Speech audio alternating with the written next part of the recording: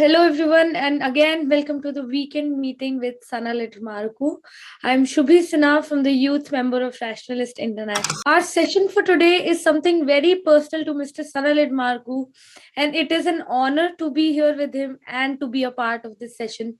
We learn about a real life and death situation today and the intolerance one faces in India for speaking for what you believe in. So today's topic, as we all know, is Mumbai's crucifix that changed my life. I would like to welcome Mr. Sanal sir today and to begin with this presentation, which will be followed by a question answer round. Thank you, Shubhi. Before beginning, I hope let me express my deep feelings about what has happened something like 10 years back, which turned my life totally. That was something like 2012 March. It all began in one evening gathering of, some close friends. I've been with a close set of friends having a dinner together. And by a coincidence, I mentioned that the next day morning, I would be going to Mumbai for attending a special television program. And the reason was, there was a crucifix in Mumbai, which was dripping water. From its feet, some water driplets were coming down. And many people believed that that was a miracle. And eventually, what happened was something unprecedented.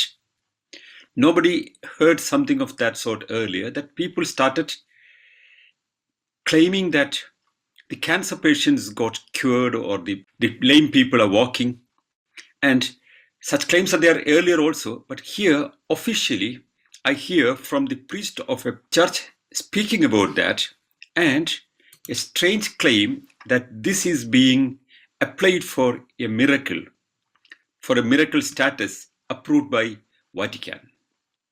Which means what? If Vatican approves a miracle, that gets immediately a big currency. It becomes a pilgrimage center.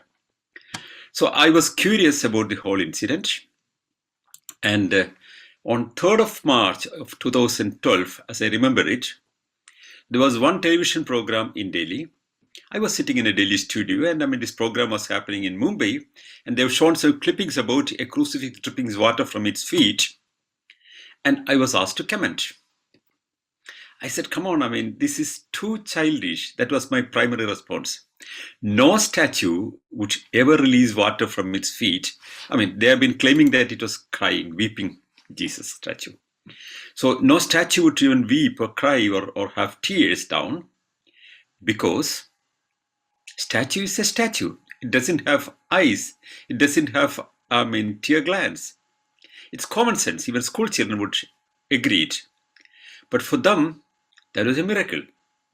So I insisted that, they should verify it. They should go into it.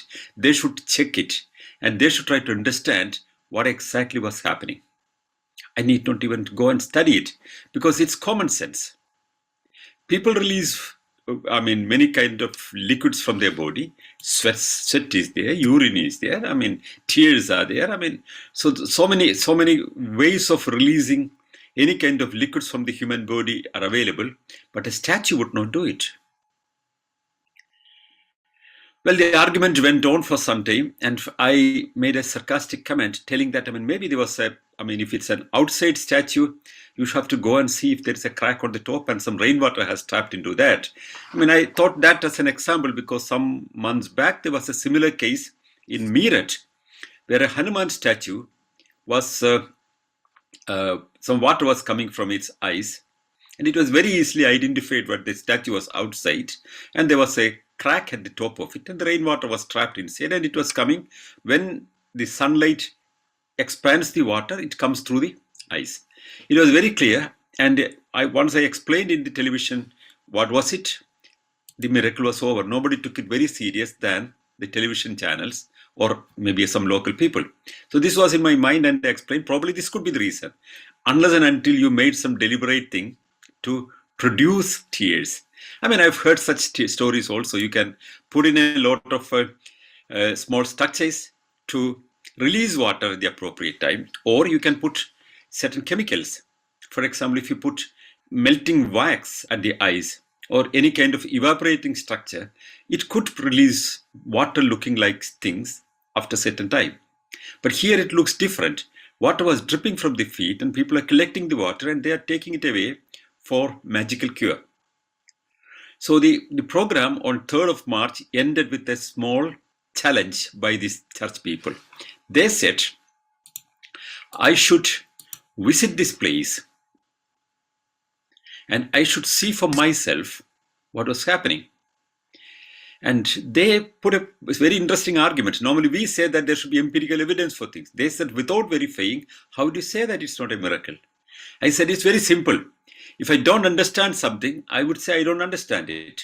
It's a phenomenon that's not explained and I do not understand. You would say it's a miracle. It's a so simple explanation. So it did not end there. They wanted me to go there. And this is what, and then they have finalized the program that I would go there and verify it. The television channel would send 2 tickets and I could go with a friend. This is what I was mentioning in the evening small gathering of friends. And one of my friends immediately suggested, hey, who is going with you? I said, come on, I mean, if you want, you can go with me. So he said, yes, then I would go with you. He's a very close friend. And together with him, we go in the early morning flight to Mumbai. We go to a guest house and we stay there, and I mean, we are waiting for the opportunity, for the time given to us for verifying the miracle, but no time is given. They asked us to wait. We reached there at 9 o'clock or 9:30 in the morning, but we have been kept on waiting till maybe 4 o'clock. Nothing happens, and at 4 o'clock we get a message. Yes, now you could come and see the miracle for yourself. Agreed, and we both go. And once we reach there, we see a statue close to a wall, a crucifix, and a lot of people are sitting in front of that on chairs, some people on the floor, and a priest is reciting certain paragraphs from Bible. So I counted approximately it could be some 300 people. So I waited till the prayer is over. After the prayer, somebody went around and gave driplets of water to people in their palm. These were, water collected in bottles and maybe diluted so that it could be given to a lot of people, and it was given to everybody. And they came to me also. I did not take it in my hand, but I was watching what others were doing. Many of them were taking it in their hand and licking it or trying to drink it, thinking that that would be a great magical cure for all possible ailments they have, or prosperity or welfare or whatever it is. Many people had different ideas about what would be the benefit of it. But a small portion we collected and sent for chemical analysis to understand what it is. So after the prayer was over, interestingly, the priest comes to me with a small pickaxe, and he says that, why don't you just dig down the statue and see whether some material is there, some kind of equipment is there so that we produce water. You can just dig down and turn even the statue down. I thought that's a strange idea that somebody gives me a pickaxe to, hit a statue and break open the bottom of it. It would look like a crazy man as a fanatic or something like that. Trying to attack somebody's statue. I said, no, I don't want it. So then he brings a hammer to me and said, why don't you crack open this statue? It's made of plaster of Paris. Crack open it and see if there is some water inside. Again, I understood that they are making a trap. Because if I take the statue out of curiosity or out of my enthusiasm or over-enthusiasm, if I hit the statue, there'll be 100 photographs at that moment, and it would look like they have attacked their statue.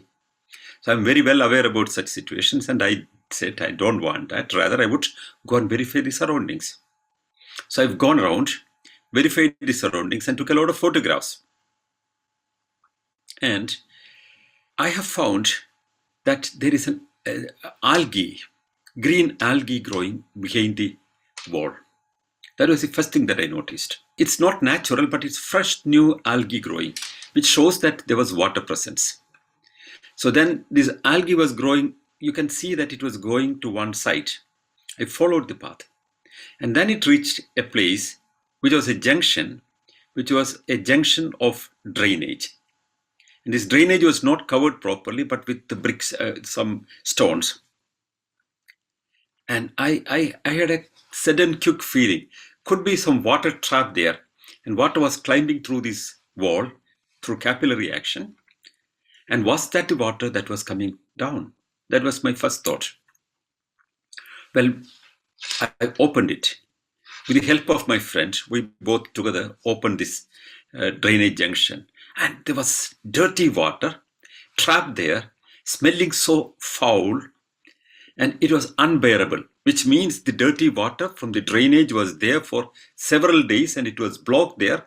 And because of this water, because the water cannot go, it was trying to climb through the wall. I just thought about seepages on the wall during the rainy season. Could be like that, capillary action, I thought. So the friend who has gone with me, he was, by profession, he's a manager but of a multinational corporation, but he was a civil engineer by his profession. So I cross-checked with him. He confirmed, because he, as a civil engineer, he could simply confirm what I doubted.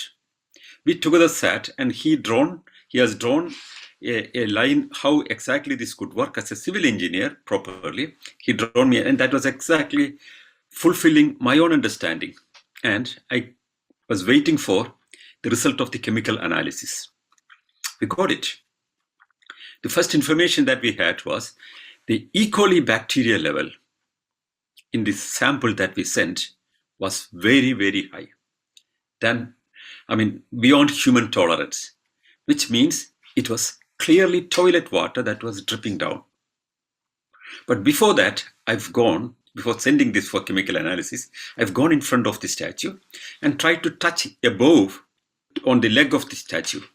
Now, if water was coming, if tears were coming from the eyes, it would be flowing through the body and you would be sensing it on the body. It was not there. So then there is, the Jesus statues have, 5 nails on the, one on the feet, 2 on the, hands. So these 5 wounds. And one nail hole was on the leg. And there I found that some water was slowly peeping out. Then I put my fingers down. Yes, it's wet. And above it, no, it was not wet. So it was very clear the water was coming from the nail hole on the feet. So it's very clear by that time. The water was climbing because of the blockage. Water was climbing through the wall because of capillary action. And it came into this statue also. And it drained down. That was precisely what's happening. So then I found another interesting thing. They claimed the statue was plaster of Paris. It was not plaster of Paris. It was cement, and very old cement. That's where water could easily climb, and which has a lot of pores all around. And it was made some decades back, and it was already degenerating in its structure. So it was very clear for me what was happening. So then I thought, what should I do now? I don't want to tell it to the crowds there because they can be very angry. They can be responding very differently than I think. So I thought I would explain it in the television in the evening, because the television channels were recording the whole thing and they've been witnessing the whole process which was going through. And they said, we are making a prime time television this evening. Agreed. So when I came out, again, the priest comes to me and say that you have to explain to the crowd here what you have observed. And you have to convince us before going. If you don't do that, we don't allow you to go. Well, that's a different thing. If I start explaining to these people, they can be provoked. Even if I don't want to provoke, they can simply get provoked and attack me. So I wanted to avoid a scene. So they started insisting that I should talk to them, I should write this moment, explain them everything. So I decided, yes, I can take that challenge. So I asked everybody to sit down on their chairs and all, and the whole people who were there for witnessing the miracle starts my explanation. I started explaining about other miracles in other cultures. I spoke about the Jwalamukhi in Himachal Pradesh and how many people are thinking that it's a miracle, but it's a natural explanation for that. I said a lot of miracles are now claimed and sent to Vatican, but Vatican would not accept that. There can be other reasons which you think as a miracle. And I spoke about the article in our constitution as a fundamental duty which asks for critical inquiry, etc., etc. Then I found, well, it's working. The people sitting there, especially the middle-aged women, they started nodding to my speech in approval, which means that I was convincing about the miracle status of the whole thing. I could further go ahead. So somehow the church people understood that it's dangerous if I'm allowed to speak like that. They said, okay, you need not explain anything, better you go. That was the moment we decided to go, and we got into our car and went back to the guest house. Later in the evening, there is a television program. In the meantime, we tried to see all the photographs, which is on mobiles and digital form. And we tried to understand the whole thing. And we have been more and more convinced that our position was correct. So in the evening, there is a television program.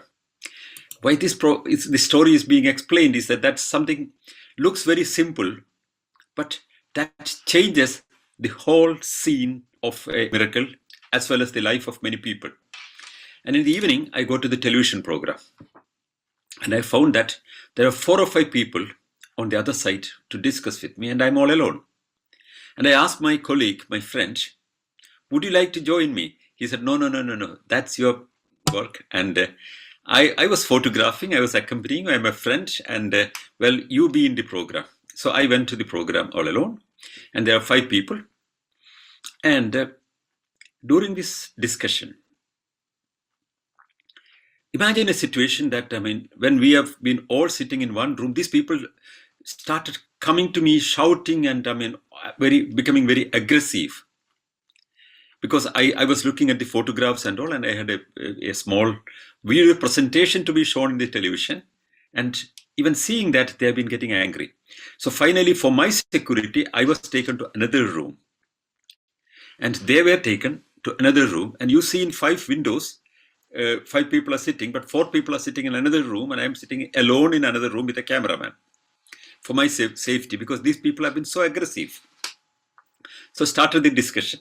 I got 10 minutes in the beginning to explain the whole thing. I explained with chart and photographs and everything how the capillary action is functioning, why it is not a miracle, and why this dirty water has been climbing on the wall and dripping down through the feet, which they considered miraculous water, and which they considered holy water, which they have been consuming, which could be very dangerous for them. This is what I explained in the meeting. You know what was the result of the meeting? This explanation? Well, go to the next day. Every day, there have been more than 1,000 people visiting to this place. 300 people in one session, they had at least 3 or 4 sessions of prayer. Say 1,000 people every day. And this has gone to Vatican as for a miracle approval. And once if it was done, this could be another Lourdes, another major center of pilgrimage, a great miracle place. But after this meeting, so what happened in this meeting, that I would come after this. But after this meeting, after this explanation, next day, there was not a single person going to this place to witness this miracle. It was over. The miracle was simply drowned in oblivion, because nobody wanted to take the dirty water as holy water. It was so convincing that I said in the television, and the miracle was over. After that, they did not have a single day of miracle shown to people, because the miracle ended there and then. But this 10 minutes was so damaging to the church or their interests. After that came the discussion. During this discussion, I have seen a kind of very, very angry and furious people shouting at me, asking for my blood, and telling all harsh words against me, telling that I'm trying to damage their church and their faith, all these kind of things. I tried to explain. Come on, this is a scientific inquiry. I may not believe in what you believe. I may believe, I may criticize your point of views, but everybody has a point of freedom where you could express their views. You have your freedom. Why do you attack me? You can speak about it. So they said, God's law is that water goes down only, it never climbs up. You are crazy. All these kind of things. So the discussion was interesting, in fact, because it's like a big wrestling field where 4 people attacking me very vigorously and I'm defending so well. And what happened next was the bishop. The bishop of Mumbai telephoned to the studio and asked to stop the program. He said, no, you cannot air such a program. This is against our faith. No, you cannot do that. The channel was very courageous. They said, no, we will continue with this program. If the bishop wants to join the program, if he wants to counter what I say, he could join the program. Imagine, the auxiliary bishop of Mumbai joins the program. And he tries to defend the church position with a funny argument. He said, whatever you said could be correct. Maybe this is not a miracle, but miracles do happen. You have to accept that. I said, miracles would not happen. Why? Because if I don't understand a thing, I would say it's not understood well. I would still inquire about that. And you would say it's a miracle because you have a fine answer for that. That's a fundamental difference. So then he switched the whole thing to another major argument. He started claiming that the Catholic Church is responsible for the scientific progress, and I had no right to speak about science or defend science. Well, I've been the resource person for the National Science Center in Delhi. I've been teaching there in summer courses for students, and I've been defending the scientific position so vehemently everywhere. And now he claims that I could not speak about science because it should be the Catholic Church that speaks about science, and they have been responsible for the growth of science. It was a joke, I thought. No, but he was serious. So I thought, countering it with a joke, I asked him, do you believe in exorcism? I asked him. He said, I don't believe in exorcism. So I said, but your Pope believes. He has been recently in Poland presiding over a session of all exorcist priests. He said, okay. And also that was reported in the Time magazine. He said, or New York Times also. So he said, okay, if he believes, what's the matter? I said, what's happening in exorcism? You are invoking the spirit of a dead person. If that's possible, I would like you to help me in invoking the spirits of 2 people whom you have once killed as heretics, but for their scientific inquiry. So the persons would be, I want them to be witnesses at my side to answer your wrong claim that you have been promoting science. I was trying to make a joke. And I said those 2 persons would be Leonardo Bruno and Galileo Galilei. The bishop did not understand the joke. But even the cameraman did understand, and they all started laughing. The bishop understood it a bit later, and he was so furious, and he left the program, and abruptly he is not there in the program anymore. Then what happens is the next round, where this church representative shouts at me and argues and all these kind of things, and it went on for another 30 minutes. I thought that's over. But it was not over. When I came out, my friend and he was out to buy some little chicken and all, because it was getting late. So he brought a fine packet of some chicken preparation, and we thought we would go to the guest house and have some food and some relaxation so that we could fly in the next day morning. But the channel head says, no, you cannot go out now. There is some danger waiting for you there, because outside the studio, there are 100 people with sticks. They're waiting for attacking me when I would come out.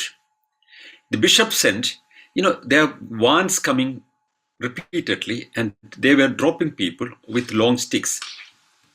And they were waiting for me to come out so that they can attack me, a crowd attack on me, which would look like the angry Catholics attack me because I said something provoking them. It would look quite natural if I was attacked at that evening. So the head of the channel invited us to have a dinner at his place, in his room. So we went to his room in the studio, and we both had dinner with him, and we waited for a long time. So the crowd was not going. So then the cameraman came to us and said that, look, I have identified some of these people in the crowd there.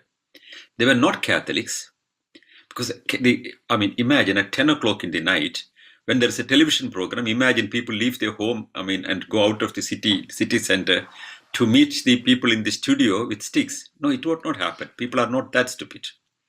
But they were identified by professional gangsters, teamsters. They were hired, and they were not even Christians. Some of them had Hindu names, some of them were Muslim background, and the cameraman could simply identify one or two of them. Means they have hired professional people to attack me when I come out of the studio. So things were very clear then.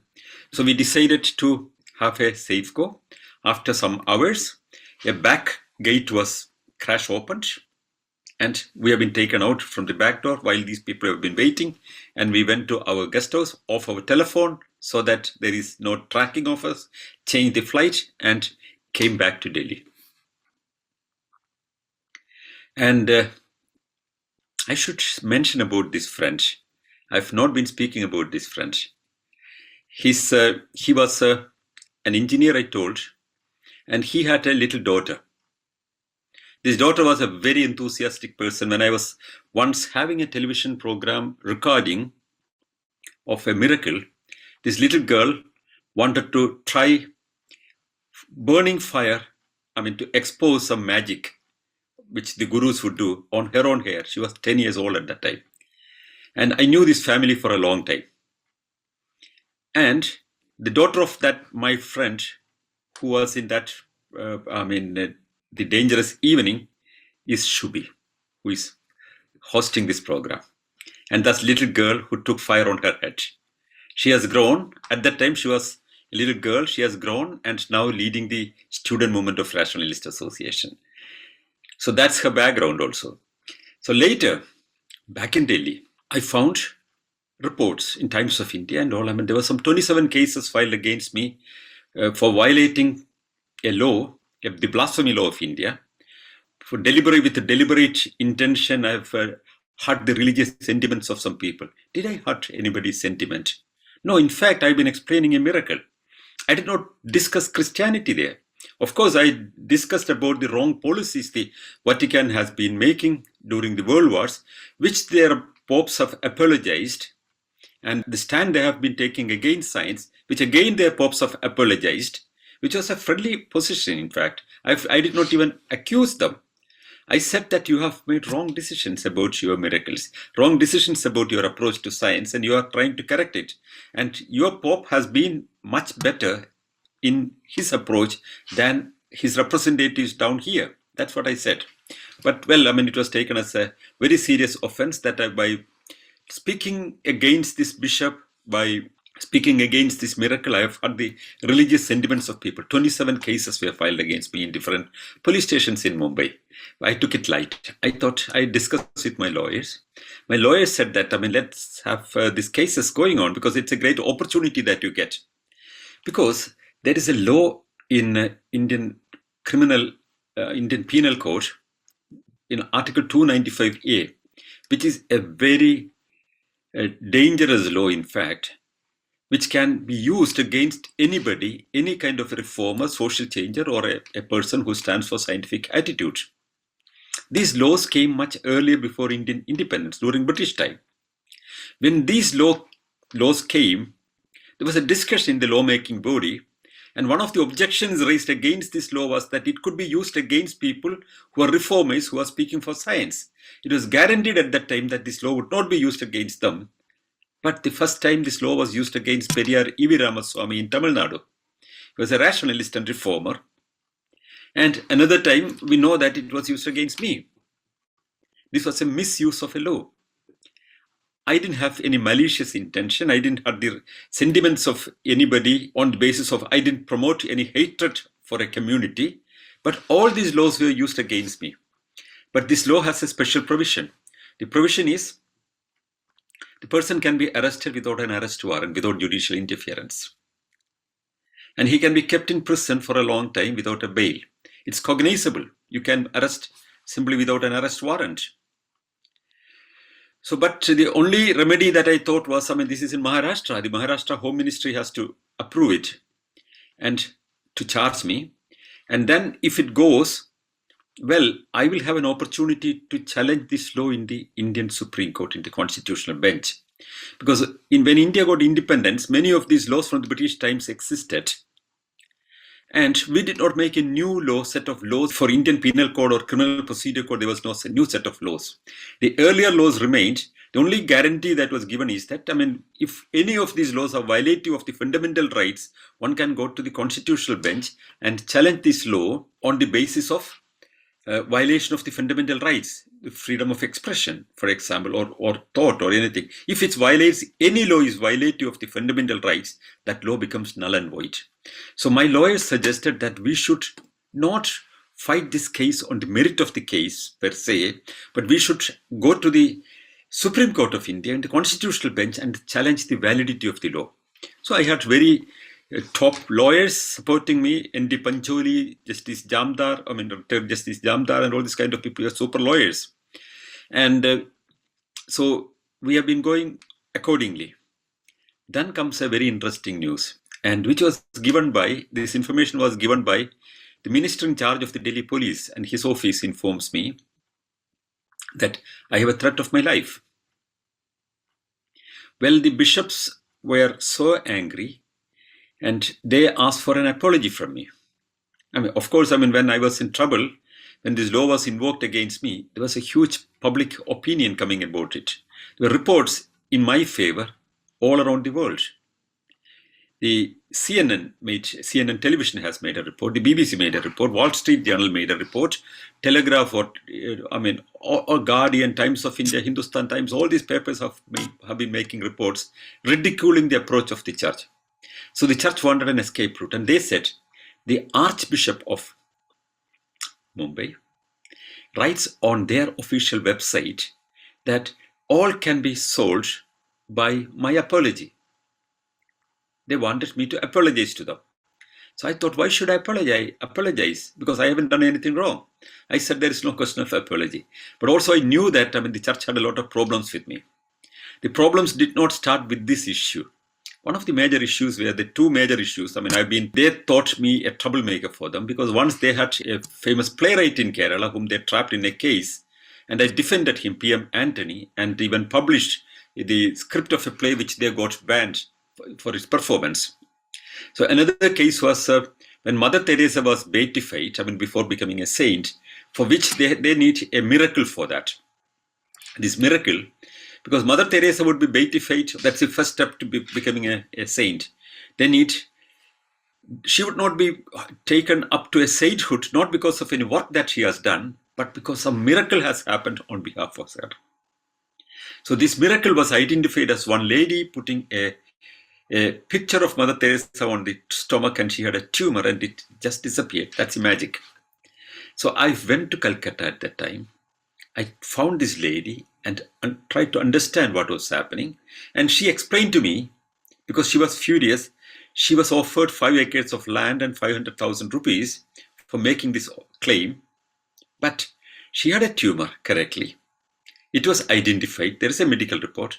But the tumor was removed surgically in the district hospital. That part was hidden.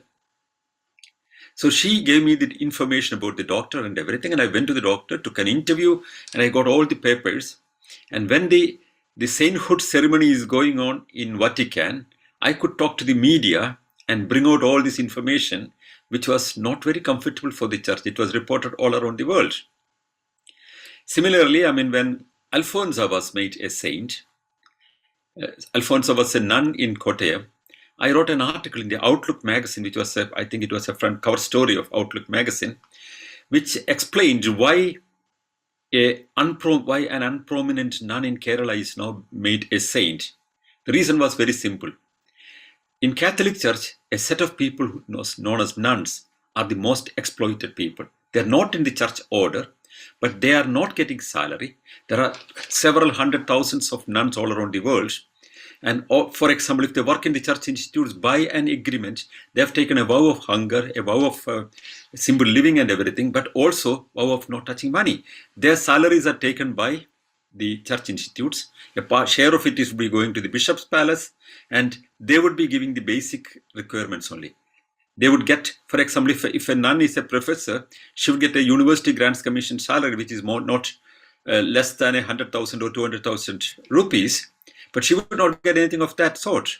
She would not get any money, but the money would go to the Mother Superior. She would get only the basic requirements of her. So she is exploited there. So why this happens is very simple, that all these nuns are income generating persons for the church. Their work is taken like slaves. They are like practical slaves. But Kerala has an interest in the whole thing, and one district, namely Kottayam, has an interest in the whole thing, because if you take the whole nuns in the world, more than 50% of them comes from India. More than 50%. The number of nuns are going down. In the United States, the average age of a nun is 72 years. In many other countries, you don't get nuns from these countries. So India is one of the major recruitment centers for to become a nun. And out of the 52 or 55% of the global nuns coming from India, more than 90% comes from one district in Kerala, which is known as Kottayam. And that's the place where the Catholic Church has a lot of influence. And that's where the church is asking people to produce more and more children.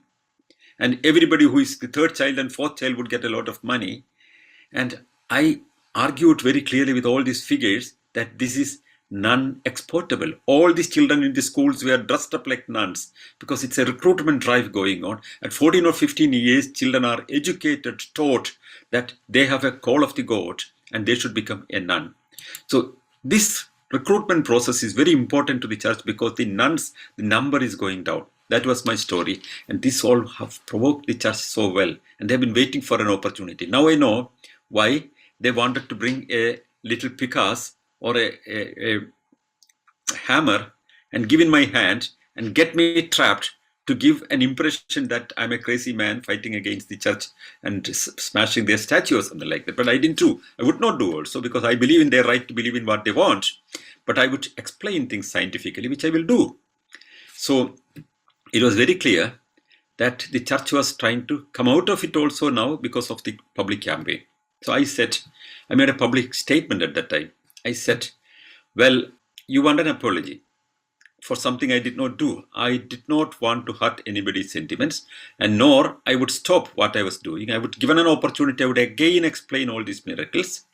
But regarding the apology, I have an answer. The answer is very simple. It's well known that the church has been persecuting a lot of people during the Middle Ages in the name of Inquisition, and you had torture equipments, you have been breaking bones, you have been pulling away hands, and you have been killing people inch by inch with a lot of torture machines. And there are exhibitions all around the world with all these torture machines. You bring all the torture machines from the medieval times. Apply all of them one by one upon me. You may be hearing pain, screams. Maybe I may not tolerate pain, I may cry. You could hear all these kind of things, but you would not get an apology from me. Because there are some people in the world who would not bow their head down, who would not apologize if they're convinced their position is correct. And I am one amongst them. I would not apologize. That was my position. So that was it. The war has begun. And now I was told that the Mumbai bishop or the establishment connected with them have hired some people to abduct me from Delhi, because in Delhi they cannot come and arrest me. And there could be threat to my life, I was told. I decided to go in hiding. And where to hide? I have an office in Delhi, and I stayed at the top floor of the office, which was a go down, and I transformed that as a staying place. And some of my friends, I should acknowledge, they have been so supportive. The friend who was with me at that time, who was Shubhi's father, he gave me the key of a house they had, which was not occupied, where I could stay safely. That was a unbelievable support from a colleague and friend. And many other friends also supported, and I could easily overcome all these threats and crises. Still, from the crisis, from these hiding places, I came out and gave interviews to BBC. Gave interview to CNN. In almost every known major international magazines, I could give an interview. And I spoke. I went to televisions at that time. I took a different car and went to the television programs in the evening, because every evening I was attending television programs. I went and discussed publicly these issues in the television programs. It became a very big headache for them. And it went on for nearly 3 months. I remained in hiding. And every time I got information from the intelligence department about the kind of danger I was going through, and my close friends supported me to be in a safe situation. And finally, I was told, that it won't be very safe for me to stay at the place where I was staying. I should move to a still safer place. I moved to the university where I was studying and sometimes teaching. I went to Jawaharlal Nehru University, and I had a second PhD registration, luckily, and I got a hostel room, and I remained there for 15 days. My last 15 days in India, I remained there. And I was told that it could be very dangerous for me. My life was in threat. So I was thinking, how could I handle this thing? I was not willing to apologize in any case, but I would go ahead with it. It was very hard times. Really, really hard times. I thought any day I could be killed. That was my situation. Any day it could come. So I tried to live the life fully by giving interviews, talking to people, giving television interviews, media interviews, everything possible, so that I don't waste a single minute. And I've been doing, so many interviews, and it became a global issue at that time, because it was reported all around the world, the kind of threat I was facing through. Then I had another serious problem. I would be having a lecture tour in Poland in July. So this lecture tour was planned very well, for several months. And that would be in something like 18 different cities, 18 different places, which includes the birthplace of John Paul II, the Pope of the Catholic Church. And I didn't want to lose it. So if I could be attacked, or if my life was in danger, I would not be able to make it. I thought I would go a little early to Europe and attend this lecture tour, participate in that, and come back by the time I thought the dust would be settled down. So the last few days were so dramatic, and I was called by police headquarters asking about my whereabouts, asking where I was safe. They have been helping, cooperating. I got information from the intelligence office, the Home Minister's office cooperated with me. Everybody was cooperating. Many people thought that I've absconded from India. It was not like that. In fact, the system was helping me in a lot of ways. But of course, this could have been stopped by the government. The cabinet, for example, Maharashtra at that time had a Congress government, and center was done by Congress government also.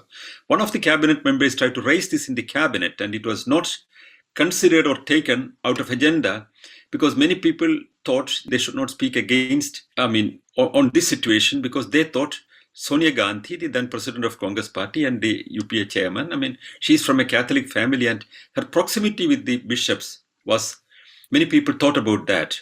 And that could be, the kind of sycophancy in Congress at that time. And nobody wanted to respond to that. In fact, whether she was close to the bishops or not, nobody knows. But that was the impression these people had. But in any case, there was no response. The Writers Association of India, they collected signatures of several writers and sent to the then Prime Minister Manmohan Singh. No response. There was an international signature campaign that the government should interfere and officially stop this whole business. And that was signed by Richard Dawkins and James Randi and all these kind of people. And in a few days, it got several, hundred thousands of signatures. But no, there was no response. So in that situation, I decided to travel abroad. And I wanted to know whether things were safe.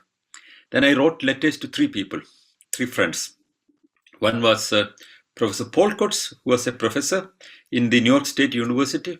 Another was Robert Eagle, a former BBC producer in London. And another was Pekka Elo, the education secretary in Finland.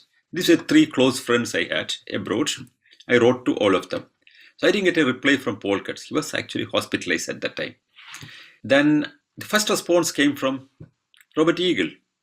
I mean, this is something dramatic. He called me back in 5 minutes or 10 minutes. He said, "Come over to London. I have a house, 3-story house, where whenever you come to London, you stay at my place. And this third story where you stay can be your place till you find a place. Be safe here." That's what he said. There was no response coming from Pekka Yellow. Pekka is a little slow with all, internet and all these kind of things. And I checked my passport. My British visa has expired and there is no British visa available. I contacted the British Embassy, High Commission, we call it in India, and I got a reply that yes, they would even give me a political asylum if I want, but it would go through the border security force. I have to apply to the border security force and it would take 3-4 days, at least 5 days to get it finally delivered to me. I thought, yes, I would try, but if I survive 5 more days, I could be killed before that. That's what I thought. I was told that there are 2 plans, these people. They have already hired the mafia to handle me. There are 2 plans. And also the name of the plan, I was told, they called it the Plan Rajan Pillai. That was the name of the, who was Rajan Pillai? Rajan Pillai was a business tycoon who was living in Singapore, and his business opponents got him arrested for some little financial issues in Delhi, and he was taken to Tihar jail, and there he dies in the jail the second day. He was in his 40s and he just got wrong medication or whatever it is. He dies. I mean, it was a very big case at that time. That was the name. Plan Rajan Pillai was the project these people had. And there are 2 options. I got clear information from the intelligence. They told that if I go to the Mumbai court, there can be a mob attack on me at the court and the mob will kill me. So it will go to a crowd, anonymous, and that could be angry Catholics because I've heard their sentiments. But they would be simply gangsters paid. That is plan 1. Plan B would be if I would be arrested, I would be taken to a prison where they have a confidant available there as a prisoner who would kill me in that night. So then he would be marked as a crazy person, a psychopath, and he would be saved. That is how it was planned. So I was advised not to get arrested, not to go to court, to be safe. So meantime, I get a telephone call. That's another interesting thing. The Juhu Ville Parle police station, one of the places where the case is registered, the police inspector, the SHO, calls me at midnight at 12 o'clock. Tells very clearly, he says that I am the police officer, the station house officer, and you have to come to Mumbai and get arrested. I said, well, I don't want to do that now because I have applied for an anticipatory bail and I would wait for that. He said, in any case, finally, you will come to me. And once you are at my disposal, because he can arrest me, if the possibility is coming, I will be abducted to Mumbai and he will be arresting me, he said. But this is a warning. What he will do would be, he will first break my legs and then my hands. And he will break at least 2, ribs of me. And after that, whatever punishment he would get, he would say that I tried to escape from the police custody and they had to catch me and it happened there. And even if he loses job, he doesn't mind because he will be protected till his end by the church. He said, come on, I was unsure whether he was a police officer speaking like that. While I was talking to the police commissioner here in Mumbai, but this is a police officer speaking like that. So I verified, and yes, that was the police SHO. So I talked to the media with this telephone number. I made it public. I thought, it's a challenge. I would go to the media and talk. It came in the media, but then the next day I get a telephone call. Yes, you talk to the media that I have full reason to get you completely smashed. I'll thoroughly break all your bones when you come to me. Or you have an option, very simple. You call your bishop. I said, my bishop? No, the bishop, he says. Means it was his bishop. He was a Catholic. I should apologize to the bishop. A simple apology. That would do everything. If I don't do that, he would get me and he will finish me off. I said, okay, fine. I put the phone down and I blocked that number. That's what I was advised. So this was the backdrop. Now I was trying to go out of India. Then I thought, I should not be absconding. That's a violation of law. I was thinking how to do, and then my British passport, I thought I should give my passport to the British Embassy, High Commission to get it approved. But comes a call suddenly from Finland. Pekka Elo saw the message 2 days later. He stammers a little bit, and he tells me in a hurry voice, telling that today is Friday. Rush to the Finnish embassy. I said, what? Go there and give your application form for a visa. If you don't have a visa, I said, I don't have a visa at this moment. Go there and apply for a visa today, right now. I said, what's happening? I'll explain you everything. I talked to the foreign minister. I'm going to meet him today. I said, whatever it is. I decided to go to the Finnish embassy. I took a friend along with me and went to the embassy, and I had no time to park. I just parked the car in front of the embassy and rushed inside and said that my name is Sanal Edamaruku. I have to file an application for a visa. This lady said that, come on, you should not be disturbing me like this, because I have my son's birthday this afternoon and I've taken off, and a lot of calls are coming from Finland asking about your visa. I said, you don't understand now, but you will understand later that it's very, very important. I filed the application 5 minutes before 12 o'clock.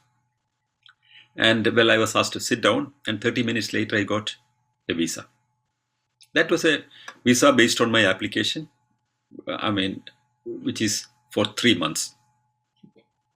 So I got a ticket to Finland, a return ticket. I bought a return ticket. And I thought I would go to Finland, stay there for 15 days. Then I go for the Poland lecture and come back, and then I would see. Then I come back. That was my idea. So I thought now I should talk to the Home Ministry. I talked to the Home Ministry. They said, come over here, please. So I went straight away to the North Block. Went to the Home Minister's office. And the Home Minister was not there, in charge of Delhi police and administration.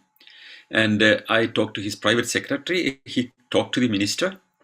And he asked me, should I talk to the police commissioner and see if there is any objection for me to travel?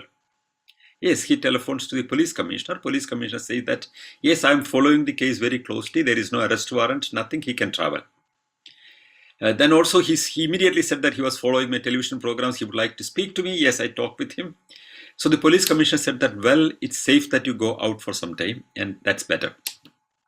So then the private secretary of the Home Minister, I was sitting in the North Block, and telephones to the Mumbai commissioner and asked him if there is any arrest warrant against me. He said, no, there is no arrest warrant against you, but the police officer can arrest me if I'm in Maharashtra, because there need not be any arrest warrant. Even the police commissioner said that this is a silly case and one should not proceed like that, because in television discussions, if one says something which is explaining a miracle only, you should not harass a person like this. So the police officer was adamant, and he insisted that he would go with that. And even if he is thrown out of the job, he was very adamant, because he was in the good books of the church. So he's a very crazy guy, but there are 2 more crazy guys. At least in 3 police stations you have threat. This is what the commissioner told me. And of course, there is no arrest warrant. Therefore, there is no objection for you to travel. So with this information, I go out of the North Block. The ticket is for the next day morning. I didn't have any dress than what I was wearing, because I was in the university hostel. I didn't want to go there and take stuff. I called 2 friends. And one friend started collecting all the papers for me to take. Another friend accompanied me to buy a couple of jeans and a t-shirt and a bag and shoes and all these kind of things.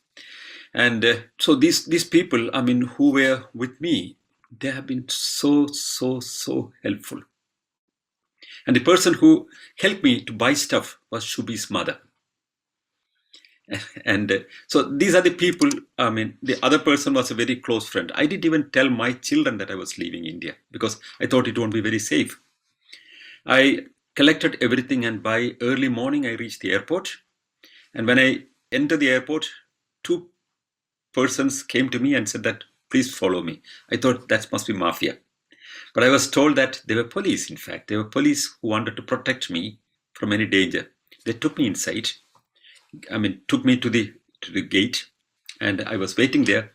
And I was sitting in the flight in a few hours. And when the wheels were rolling, you were asked to stop your phone.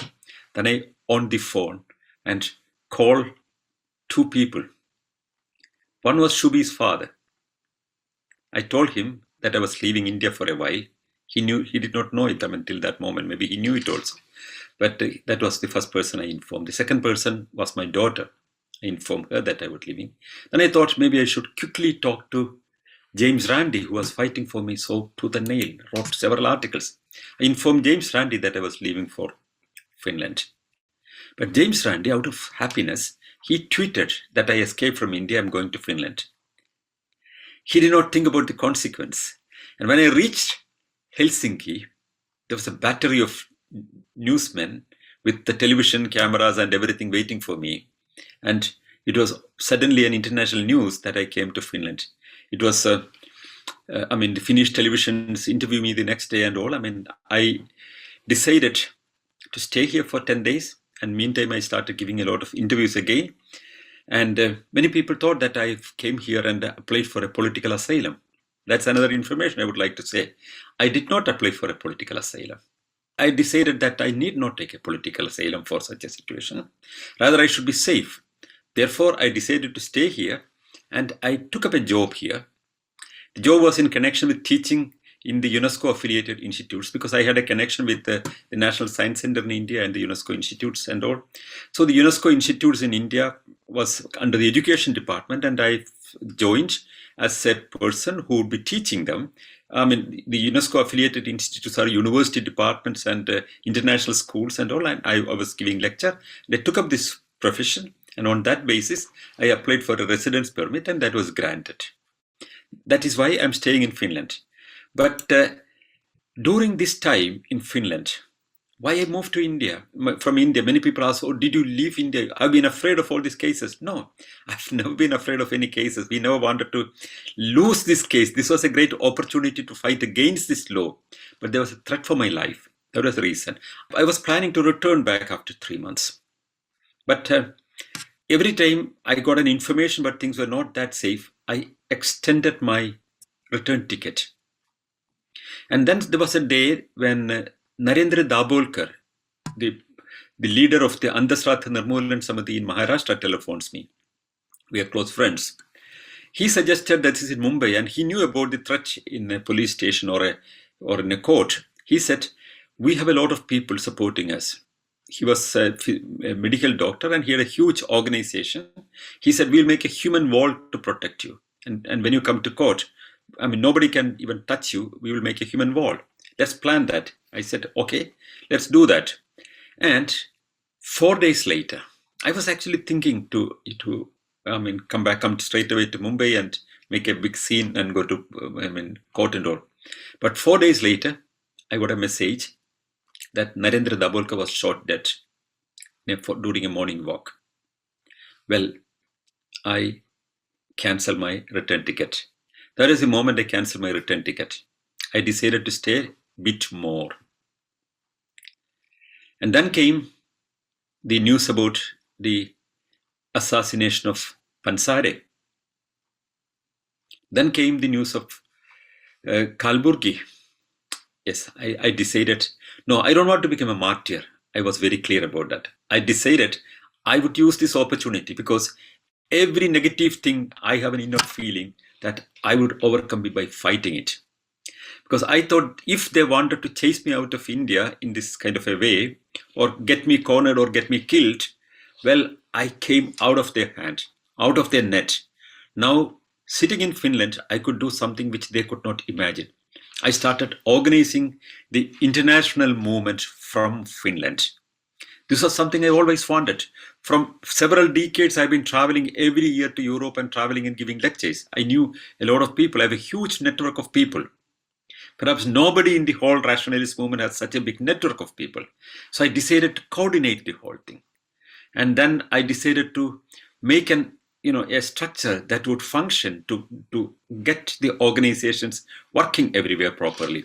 I started writing for several journals, and my articles started getting, translated into German and Spanish and French and all these languages. And I've been, I mean, lecturing all around the world, all around Europe and United States. And then eventually I decided to call an international conference in Estonia, in Tallinn, the Rationalist International Conference. And I found that, the world leaders of the movement came to the conference. And we have been, since then, every year we are organizing an international meet of rationalists. There is an international summit of the leaders of the organization. All these kind of things are happening regularly. And it became what probably would have been a return back or negative impact on me, turned out to be a big success point. I've made it sure that this has been helping me to take the next big leap in my life.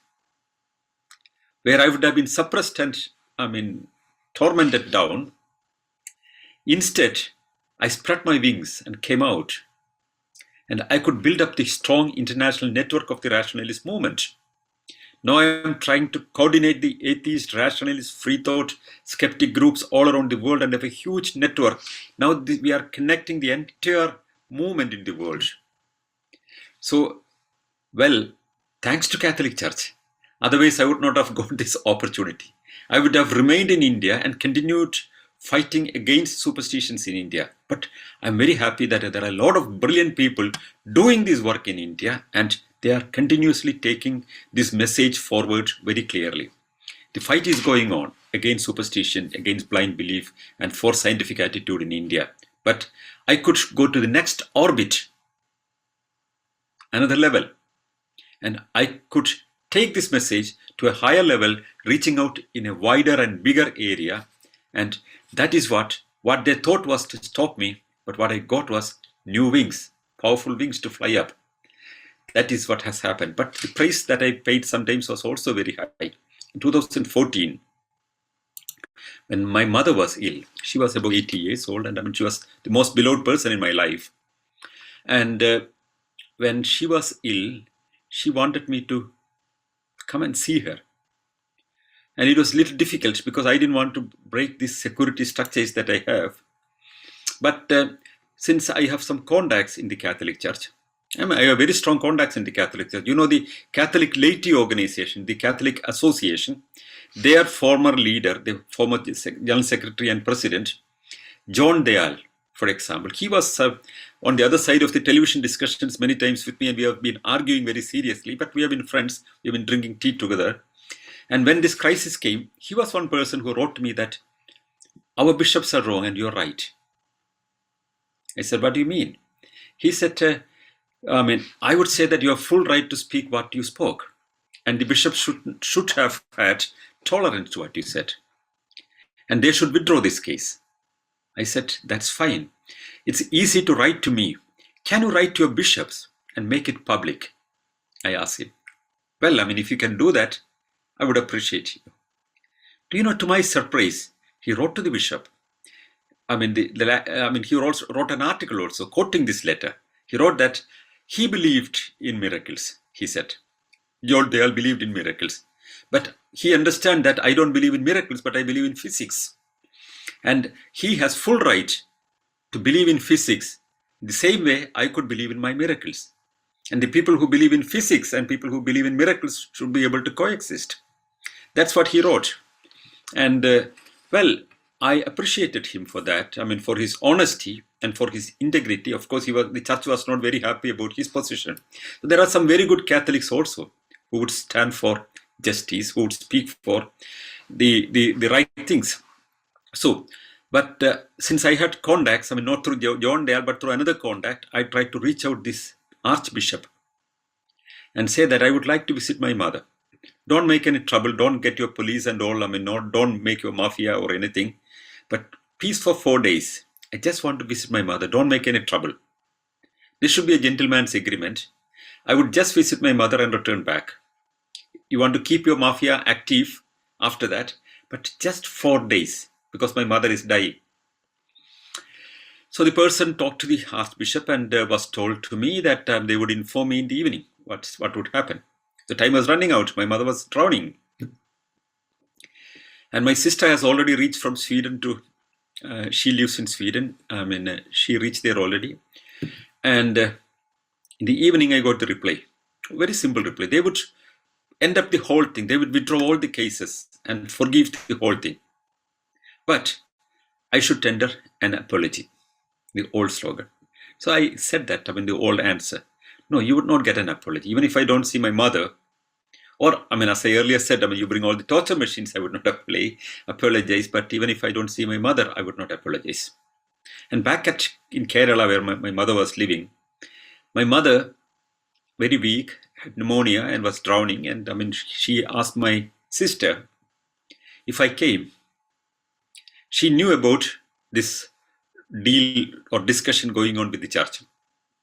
My sister said, no, he hasn't come. I do not know whether he would come or not. You have to be realistic. You could talk to him over the iPad. So we talked over the iPad. So I explained her the situation that they are asking this, and I'm waiting for the reply. So later she told my daughter, if he's so much in a feeling to see me and he apologizes and come to see me, you know what you should do?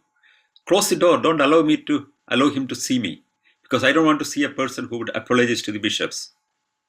If you don't apologize, I would die without seeing him very proudly. That's what she said. I think the third day she died. I didn't see her. So these are the kind of prices that one pays. But that strengthens you further and further. So my fight is going on. I would not apologize to these people, but I would keep on fighting, and I would take the struggle with more vigor and more powerful ways I would use in this process. And nobody can stop me, not even death, because even in death, I know that there are other people who take forward what I'm doing, and it will go forward. So I can be, I may be ending one day, of course, or I can be killed. But the movement that I built up, where you all belong to, it's indefatigable. Thank you. Well, on this note, I think let's move on to the forward with the question and answer round. Like always, let's be precise and ask the questions to the point.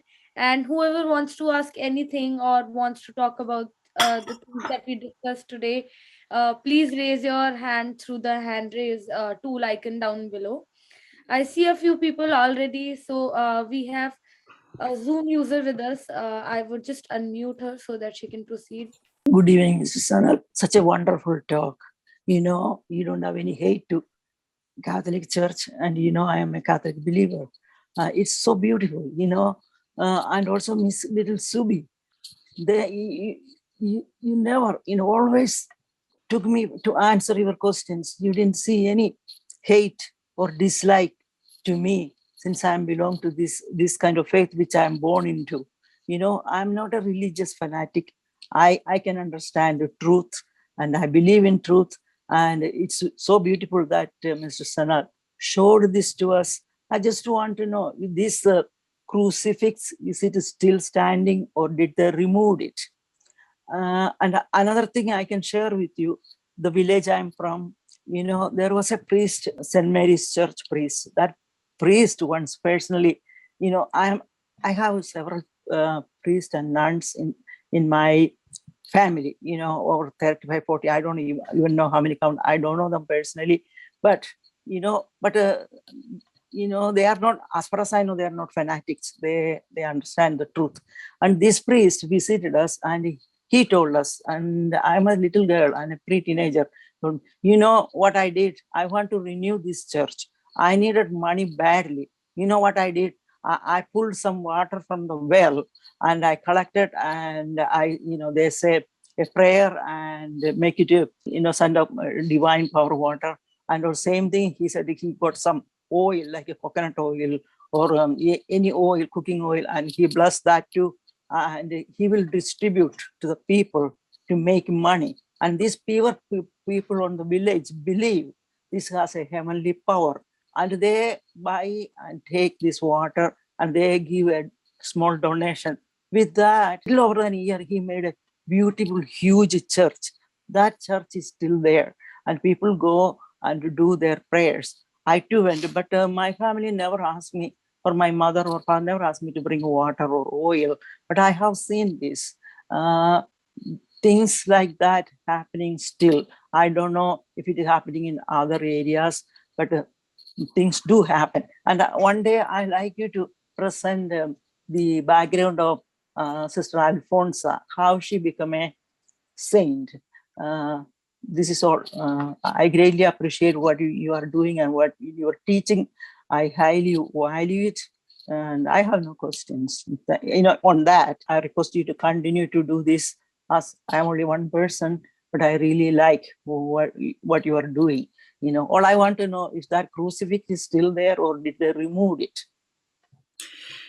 Well, I mean, the first answer is the crucifix is still there, but the miracle is no more happening. Still, the crucifix there, it's ignored, and I mean, it's standing pale, standing there. It's not out inside the church. It's on the wall of a church.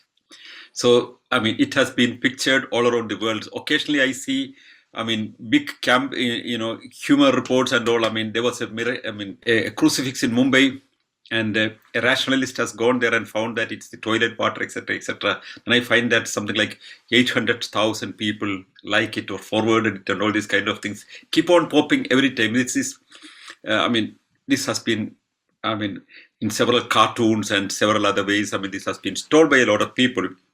This became a new legend. But when one goes through all these kind of things, I mean, it's easy to tell it 10 years later. But when you actually go through it, it was very hard. Especially the last 3 months in India. That's something I would never forget. Because thinking that any moment you could be killed, knowing that there is a mafia behind you, and I mean, very clearly understanding that I should not get my friends in trouble, but I would still need their support to have a safe place and all.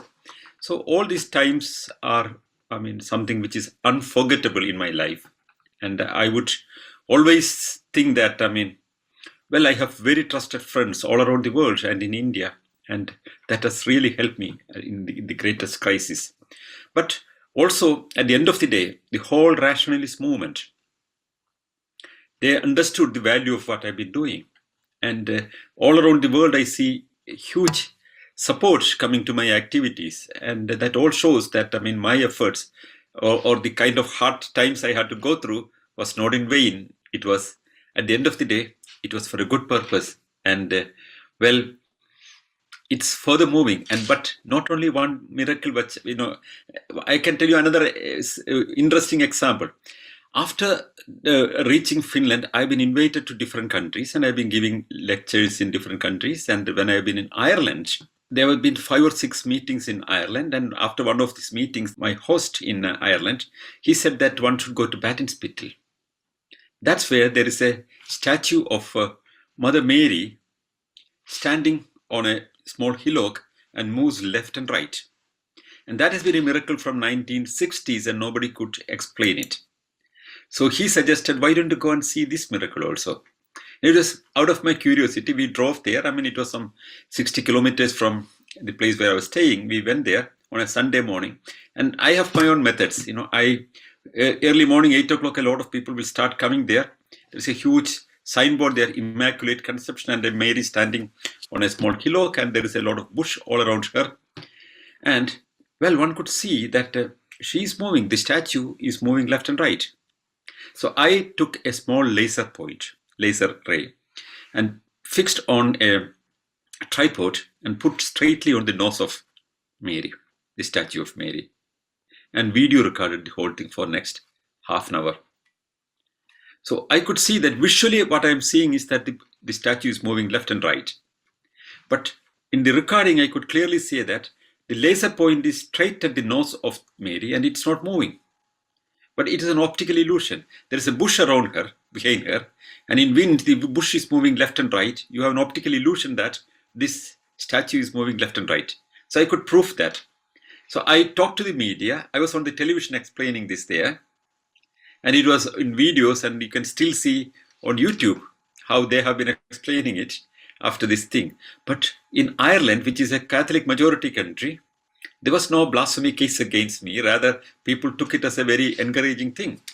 So I kept on going and explaining all these miracles even after this, and also spoke to a lot of people. I mean, in many countries, I was invited by, top politicians and senior writers and all these kind of things. And in Britain, Index of Censorship has invited me to speak in their meeting, and it has been a huge response that I got from all around the world. I'm very thankful to Catholic Church to help me to get launched to the next big orbit. So their effort was in vain because they wanted me to shoot me down, but I got easily elevated to the next big orbit of my activities. Thank you. Okay, so next we have Mahi with us. Hello, sir. Good evening. This is Mahesh. It has been a wonderful, your life story and the kind of adventure of a rationalist in India. So we could hear from you. I knew this before. I had seen, all your, these ventures and how you debunk superstitions and, fake narratives which are scripted by, religious people. I have seen that. I know it has been inspiration for all of us here. Sir, what I would like to ask, actually, there is nothing to ask to you as a question from my side. But the question, just I want to frame here is, what about the blasphemy law that is still existing in India? Wouldn't it be, more troublesome for the upcoming rationalists and the scientific thinkers to question or debunk anything, so that anybody can come up with that blasphemous law and shut the mouth of the person who is towards rational motive? So what do you think about this law, sir? When this is going to end in India? Yeah. The laws of India came from the British times, and this was a British law. The same law, 295 in Pakistan, you get death penalty. So in India, it's 3 years imprisonment only. It's not imprisonment or anything that worried me at that time, but the security of my life. That was what was worrying me, because I never want to be a martyr, to be honest. If I become a martyr, okay, there is no option. But otherwise, I believe in this life and live this life fully, enjoy this life fully, and make my life meaningful by my activities. That's what I value more than becoming a martyr. Martyrdom is just it's not the thing that I'm looking for, number one. Number two, the law, Article 295 is still there. But the problem, how can we change the law?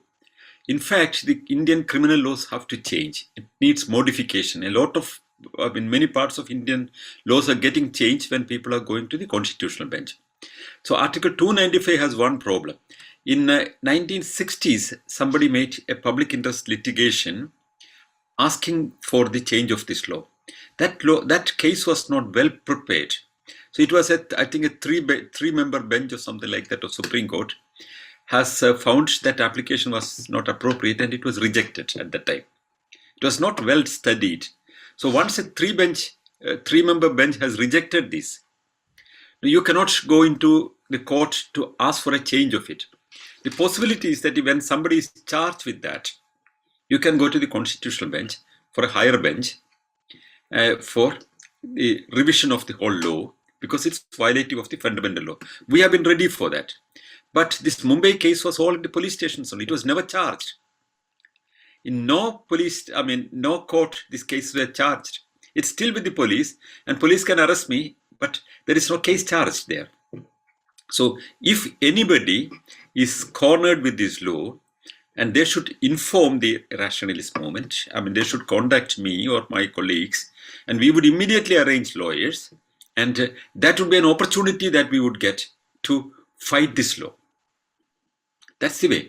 Once there is a case, it's easy for us to fight this law in the constitutional bench. And knowing that, that is our strategy. That is why this case is not charged in Mumbai, and they keep it at the police level. So, we have to change this law. There's a lot of law, modifications are coming. And in fact, there was a committee which was making some recommendations for the change of laws. And I also got a questionnaire. about several laws, including this blasphemy law, and I've answered suggesting that this law should go.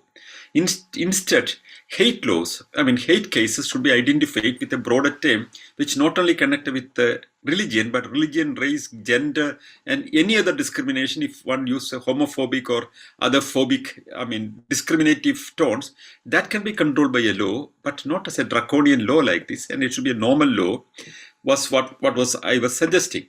But well, either the laws have to change, or we should get an opportunity when somebody is charged to fight against the law in a higher court. So if they file a case against anybody, then we would get a beautiful opportunity to take this case to the Supreme Court in the constitutional bench, and we will fight it out. Also, I have to inform that now the Rationalist movement has sent a big lawyers team, a team of lawyers from Supreme Court lawyers to state High Court lawyers who are volunteering to support any rationalist in trouble, or any person in mixed marriage in trouble, or anything of that sort. They will be supporting. So I would announce the lawyers team and its details on our website, and eventually that will be available to everybody. Thank you. Okay. So next we have Ratish KK with us. Please unmute yourself and proceed with the question. Good evening, sir. Sir, my question is, all religion claims miracle in the religion, and so many claims coming up. So is there any challenge, open challenge as a rationalist? We had one of the meeting you had told there is a 1 million reward or something, which is openly challenging this type of miracle. So that is still exists, or how is it that? So one more question is there about the anti-superstition law, which is passed on Maharashtra government. So with that law, will your case still exist or what? There's a change happen in Maharashtra government because of the anti-superstition law. That's the two questions, sir. Yeah, the anti-superstition law does not cover the Article 295 does not come in that. If for example somebody is doing witchcraft, these kind of people can be booked by this law. But this is somebody trying to file a case against us using a law in the Indian criminal laws. This law came long back with a different purpose. It's not for these kind of things. So anti-superstition law is against all those people who are doing black magic and witchcraft and all these kind of things. But a puja cannot be questioned by that. An astrological consultation cannot be questioned by that. It's a much watered down law in Maharashtra. There is another law in Chhattisgarh also. There is a law in Karnataka. So I think in Kerala there is a private bill coming up very soon. Somebody has already put in a private bill which is coming for discussion. So these laws, we have in 1954 there is a law against Magical Remedies Objectionable Advertisement Act. You cannot advertise for any magical remedies, including astrological practices and all. But you have all signboards and everything. In newspapers and everything carries all these advertisements. Even in our televisions, fake advertisements about magical cures would be there. But there is a law. The question is not having a law, but implementing a law properly. That is where the system fails. We should have wonderful laws. We should be able to stop things, and also misuse of these kind of laws have to be addressed properly. There should be provisions to stop that. Yeah, this anti-superstition law would not cover these kind of issues. Sir, I asked about this reward which rationalist group. I'll tell you about that. This reward was $1 million reward was announced by James Randi. That was the highest award. There was an earlier award by Professor A.T. Kaur in 1960s, 100,000. Later he has increased it to 10,000, $1 million. But nowadays the value of money changing, that's not big amount. But the biggest challenge that we had was James Randi Foundation's challenge of $1 million. So he had this fixed money, and anybody, there was a procedure. I was the representative of this million challenge in whole of South Asia when I was in India. There were 2-3 cases came, and we have studied on the local level itself. We could expose it very clearly. So similarly, we are planning to, Rationalist International is planning to build up a similar challenge, but even by raising the amount from 1 million to, still higher amount. So we are discussing internally about how this can be done. Who could guarantee the money, etc., etc. But very soon we will come out with that. This would be an open thing. Why should people not speak about their miracles. If they have a miraculous power, we are welcoming them to prove it in a scientific way, in fraud-proof conditions. And if any of these claims of miracles are true, they could back this money. So this is one way to expose them properly. But we are planning it. I mean, James Randi is no more, and the foundation is no more functioning. And before his death, they have closed this challenge that has been existing for 40 years. But we would continue this 1 million challenge, or even 2 million or 5 million. Let's see how we can raise the money. Accordingly, we would raise this new challenge, and that will be coming very soon. That will be announced very soon. Okay, so next we have Sanish Cletus with us. Yeah, thank you, Shubhi, and thank you, Sanal sir, for such a wonderful session. I hope I am audible. Yes, yes. So my question is because this is a kind of revenge which you have experienced basically. And in yesterday's talk, you were talking about the different types of revenge. So I was thinking, was there any grand plan behind that kind of a miracle? Because every miracle will be a good business for the church. Which you have destroyed, in public. So is it because of that they have got because this is a kind of revenge which a human being cannot imagine, So why that bishop or the church has gone to that level? So that is one, my first question. I have one more question. So if I can ask now, or maybe after answering. Yeah, I mean, let me answer this question, then we can come to the next question. Sure. There are two revenge factors. Nice to hear that. I mean, you have been there in yesterday's lecture about the kind of revenges that exist. I mean, yeah, I would say two kinds of revenges would be there. One is my permanent interference into their structures and a kind of a feeling that there's a challenger against them. So the sense of authority was challenged. For example, PM Anthony case, the playwright who was saved out of he was having a life imprisonment. And because of our campaign, the then Chief Minister of Kerala made an executive order to release him because it was a fake case against him. So then the Alfonso, the Mother Teresa and all these kind of things have provoked the sense of authority of the church, because somebody is exposing you permanently, and I mean your major things are getting tarnished. That kind of a grievance would be there. But this particular bishop, that's the triggering point also. This bishop, he was an auxiliary bishop at that time, and he was encouraging this miracle. He tried it earlier also in some other church. He wanted a miracle under his diocese, in his place, which would become it's a monetary gain also for a local church. This particular bishop was in charge of the local associations who filed cases against me, the Catholic Youth Forum and all these kind of things. He's the patron of all these organizations. It was one single bishop who was triggering the whole thing.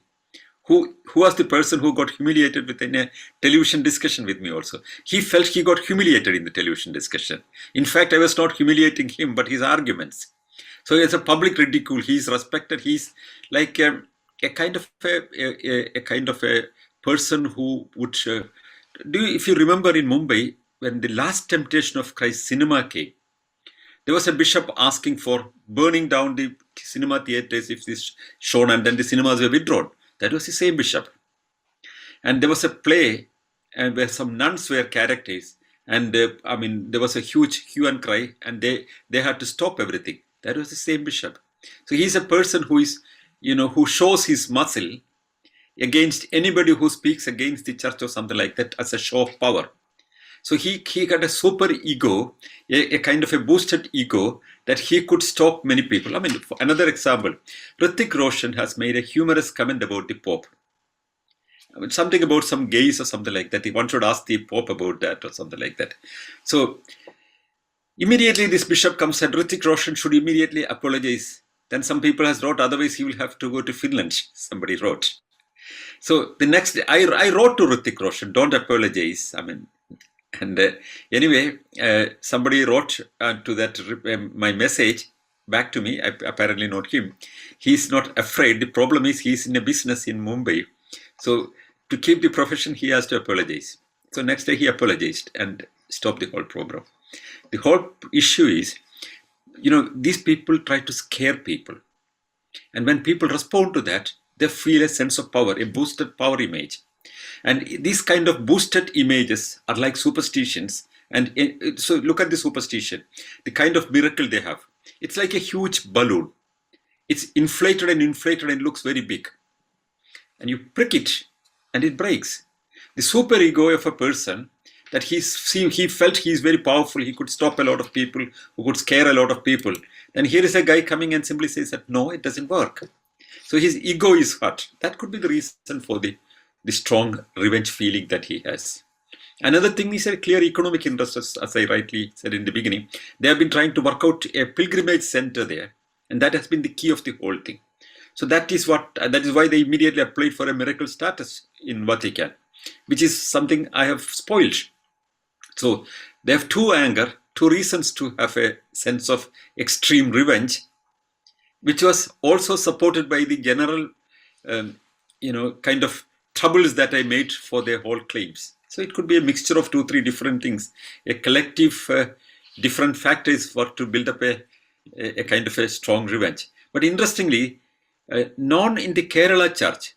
Kerala is another place where the church is very active. I've been criticizing them and I've been making a lot of jokes about them, and they did ever do such a thing against me. This was mainly the Goan Catholics, who are, a bit different in their whole approach. I don't know exactly. Recently also I had a huge, clubhouse meeting in Kerala in Malayalam language about Mother Teresa. Some people have asked questions and everything is answered. And I don't have a language of hatred. People who follow me know that also. I don't use language of hatred, but I use the language of criticism, but also open criticism and honest dialogue is what I'm standing for. So there is no need that they should be afraid that I have a hatred for them. No. In fact, I have a lot of friends who are Catholics. Still a lot of friends who are Catholics. As I said, the Catholic Association's secretary and later president and Minority Commission's member, John Dayal, is a good friend of mine. Even now he's a good friend of me. Occasionally we exchange communication, and he supported me publicly against his own bishops. So there are people who understand me. Some people who don't understand me. Of course, this could be a strong burning sense of revenge that must be working in their mind. So I said also about this. I said, what do you feel? Don't you want to apologize? Why don't you just end up the trouble for you? I said, no, I don't apologize, because I would not apologize for something I'm so sure about. Rather, I feel that given an opportunity, I would do the same thing again. I would not stop.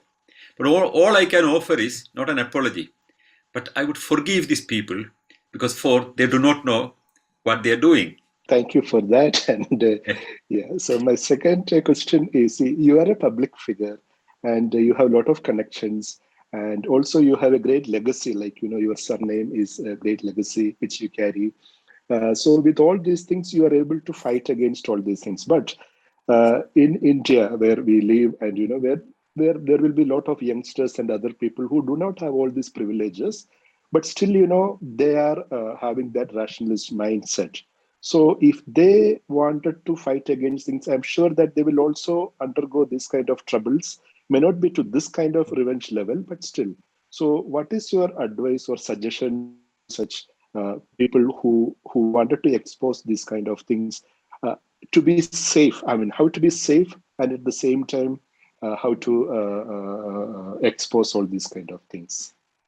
I would always say that, fundamentally, we are not provoking anybody. We are speaking scientific attitude, trying to promote scientific attitude, explaining things. We are promoting critical inquiry. That who are making trouble, who cannot explain their positions, who cannot defend their positions, are feeling hurt. So instead, we should try to develop a kind of a tolerance level, and we should repeatedly tell them that, you should try to answer these questions, and rather feeling angry.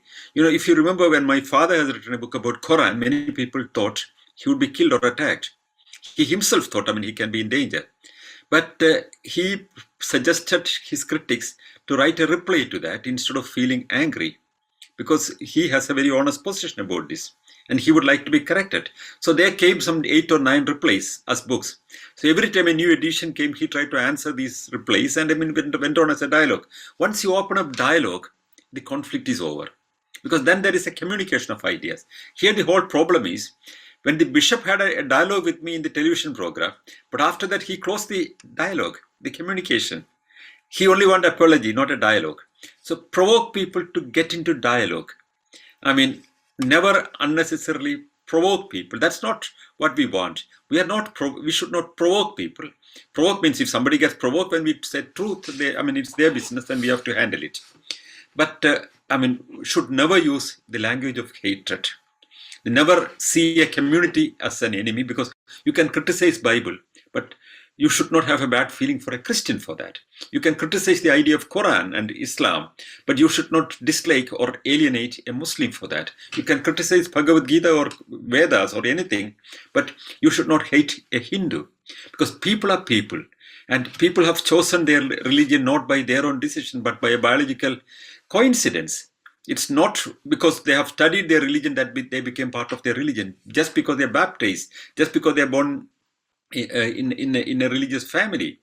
So therefore, one has to make a clear distinction between what we are fighting against. And if you are clearly making this distinction, it will be easy. I didn't have any problem all these years. I've been fighting all these superstitions for a long time. Only at one point, a provoked group of people turned against me. But still I continue. I'm speaking and I'm publicly appearing and talking to people, and not only me, but hundreds of people at different places. So there are consequences, but we should not try to get into a clash, is my feeling, but we should try to speak in the language of tolerance. The idea of tolerance, for example, that is one thing I insist always. Coexistence, tolerance, and all these values, we have to insist that people understand what we are speaking. So sometimes there are consequences, but we should try to avoid consequences, very serious troubles. But if anybody is in trouble, we would not leave them alone and bleeding silently somewhere. We will all be there to protect them, to give them legal support and other support, and nobody is left behind when they are in a great struggle. Thank you. Okay, next moving on, we have Saptarshi Bhattacharya with us. So actually, my question was also related to the question which was asked by Sanish.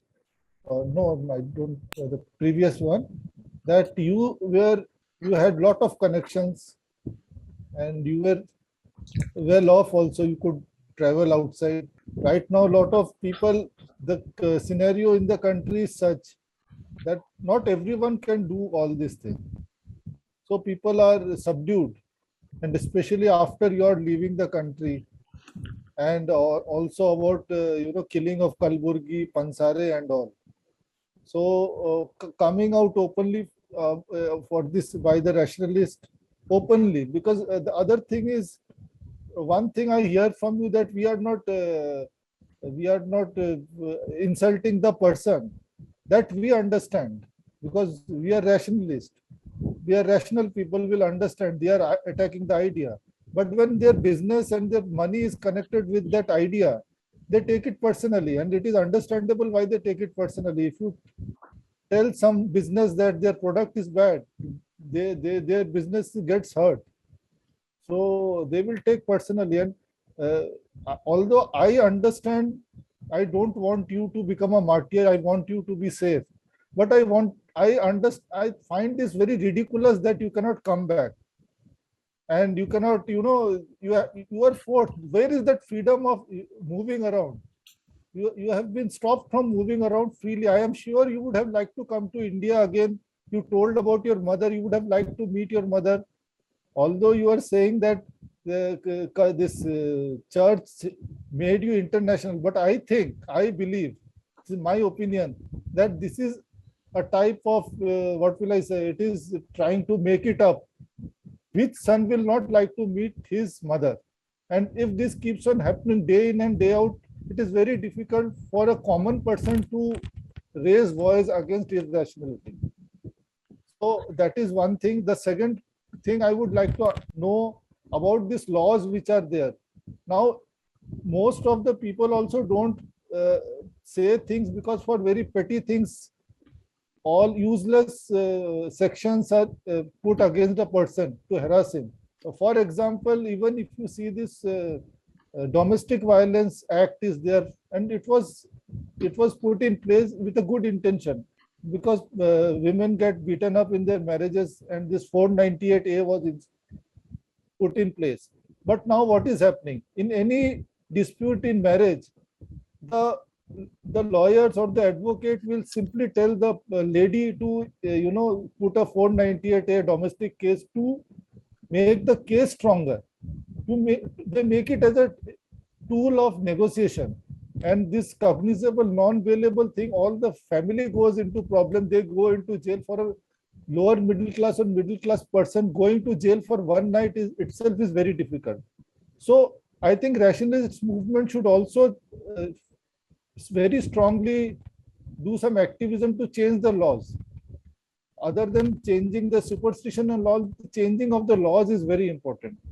And the third thing, the governments come and governments go.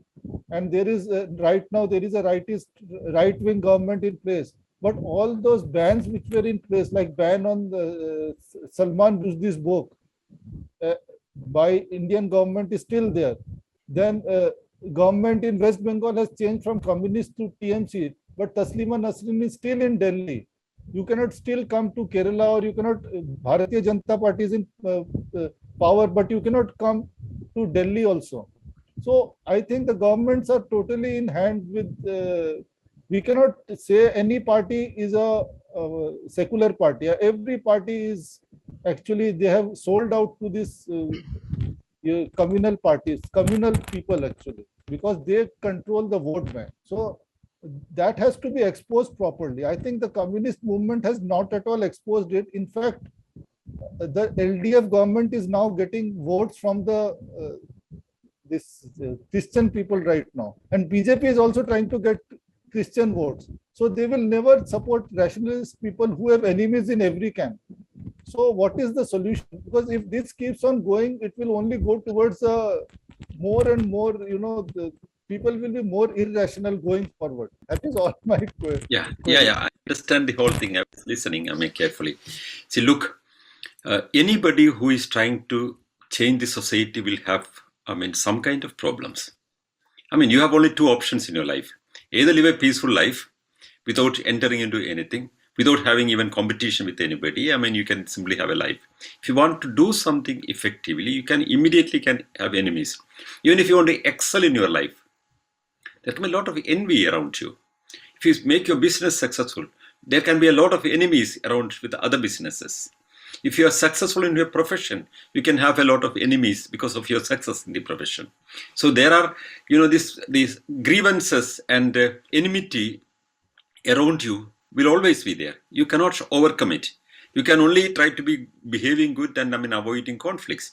But when you come to the public arena, when you try to make social changes, then it comes to a bigger level.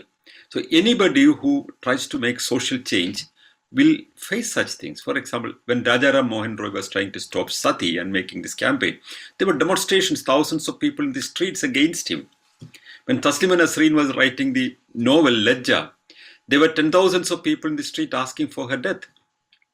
But she moved to India. She at that time moved to Sweden. Now she is in India, and still her books are read by people and she is surviving.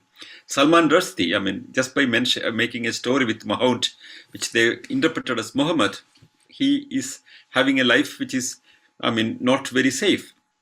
So, but imagine the plight of people who are in Afghanistan, for example. As compared to that, we all have a safer life, much better life.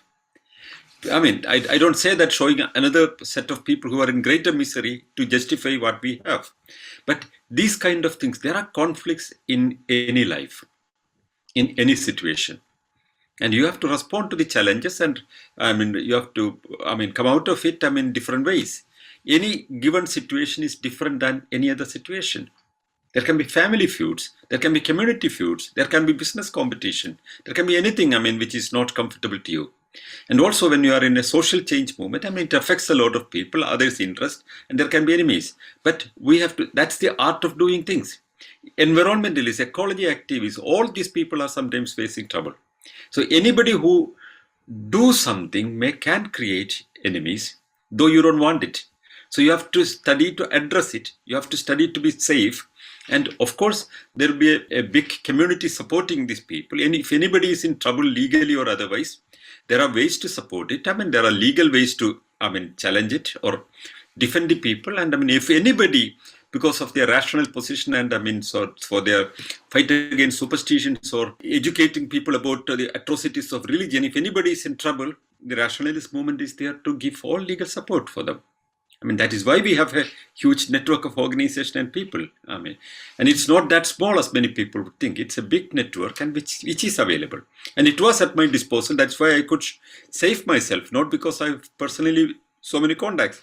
See, I knew at least this, when this incident was happening, I knew personally at least 5 cabinet members whom I could call first name.